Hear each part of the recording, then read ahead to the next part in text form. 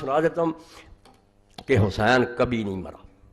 جب بھی کہیں کوئی انقلاب آیا یہ لوگ حق کے لیے اٹھے ہیں نا, جو نہیں پڑھتے ان کے بارے میں کیا کہوں, یہ بیچارے نادان ہیں, درسوں میں 4 کتابیں پڑھاتے رہتے ہیں, وہی ان کا دائرہ, ان کو نہیں توفیق کہ یہ مطالعہ کریں کہ اسلام کے ساتھ ہوتا کیا رہا اور کون لوگ حق کے لیے میدان میں آتے رہے.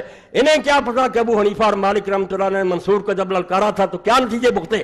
ایسے مولوی ہوتے وہ بھی ساتھ مل جاتے, وہ اس مسئلے کو نہیں مانتے تھے. اس مسئلے پر باقاعدہ ایک تقریر ہوگی کہ کسی ظالم آدمی کی حکومت ماننے کا اسلام نہیں کرتا. وہ حدیثیں جو نا کہ بادشاہ خلاف نہ اٹھو, یہ سلطان کے, ان کا کوئی تعلق نہیں. یہ لیکچر ہوگا ایک پورا تاکہ دین کا یہ حصہ ٹھیک ہو جائے. ورنہ میں دیکھتا ہوں کہ 1400 سال سے لوگوں نے اس کو ٹیڑھا کر دیا کہ نہیں جو بیٹھ جائے اس کے خلاف نہ یہ امیر ہے نہ خلیفہ ہے, نہ اس کے بارے میں وہ کون ہے. آ جائے گی بات. صرف اتنا سن لیں کہ بعد میں جب انقلاب آئے, مختار سخی اٹھا, ٹھیک ہے لوگ کہتے ہیں وہ بعد میں گمراہ ہو گیا تھا, بے شک ہے, مگر اس کو سب مانتے ہیں کہ اس نے مسلمانوں کے دل کا غیظ جو تھا اس کو شفا.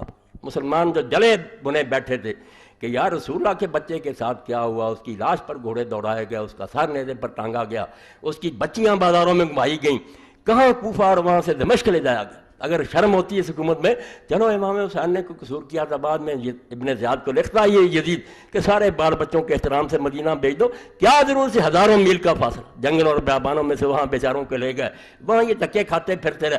تو ظلم ہوتا رہا.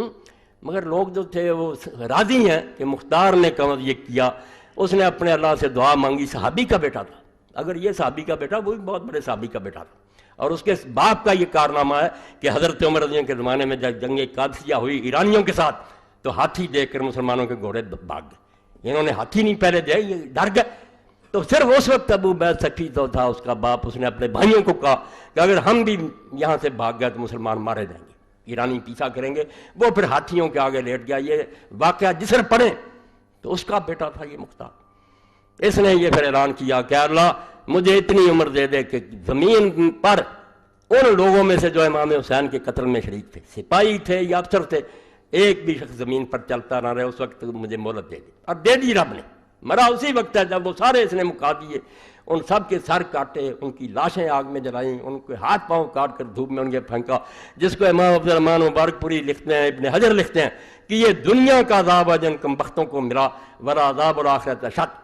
محدثین کی طرف 1400 سال کے محدث اگر میرے ساتھ نہ ہو, تمہارے ساتھ کوئی شخص کھڑا ہو, مجھے پھانسی دے دو. ظالموں, تم حسین کی مخالفت کرتے ہو جس نے دین کو بچایا.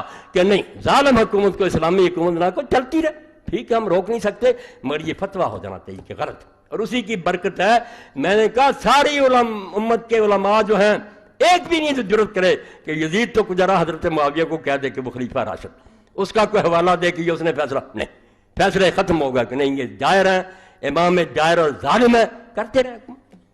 تو بعد میں وہ مختار جو تھا اس کے خلاف پر مصعب بن زبیر اٹھے, انہوں نے اس سے جنگ, کوفہ کو گھیر لیا, رسد روک دی, باہر سے کھانا پانی آنا بند ہو گیا. ساتھی اس کے جو تھے مختار کے وہ آہستہ آہستہ ساتھ چھوڑ گئے, انہوں نے پناہ مانگ لی. حالات دیکھ کر کون ساتھ رہتا. اور میں کہتا ہوں یہ بھی اگر کوئی شخص سوچے گا تو امام حسین کے برحق ہونے کی دلیل اس کے سامنے آ جائے گی کہ امام حسین کے ساتھیوں میں سے جو دیکھ رہے تھے, اور آخری رات جب کہ آپ نے چراغ بجھا دیے تھے کہ چلے جاؤ اپنی جانیں بچاؤ, تمہیں کوئی نہیں روکے گا, مجھے مرنے دو, ایک بھی نہیں گیا. امام حسین کے ساتھیوں میں اگر دیکھ لے کہ یہ جھوٹا ہے, خواہ بخواہ ضد کر رہا ہے بھی نہیں اس کے کچھ ساتھ, کیوں مرے, موت کی طرف لوگ رہے. اور 72 ساتھ تھے, تاریخ اٹھا لو, رات کے پردے میں 100 کے قریب آدمی اور آیا, مرنے کے لیے آ گئے. اور خود جو کمانڈر تھا حر ابن یزید ریاحی, جو امام حسین رضی کو گھیر کر کربلا میں لایا تھا, وہ صبح کے گھوڑے کو ایڑ لگا کر آپ کے پاس آ گیا اور کہا امام مجھے معافی دے, میں ہی قصوروار ہوں, اگر میں سمجھتا کہ یہ ظالم جہاں تک چلے جائیں گے میں کبھی آپ کو گھیر کرنا لاتا. مجھے یہ توقع نہیں تھی کہ نواسہ رسول کا یہ ذرا بھی احترام نہیں. اس نے معافی مانگ لی اور امام کی طرف سے شہید ہوا. 1000 سپاہی کی کمانڈ چھوڑی, موت کو قبول کیا. ادھر سے ایک بھی نہیں گیا, ادھر سے اتنے لوگ آئے. یہی حق کی بہت بڑی دلیل ہے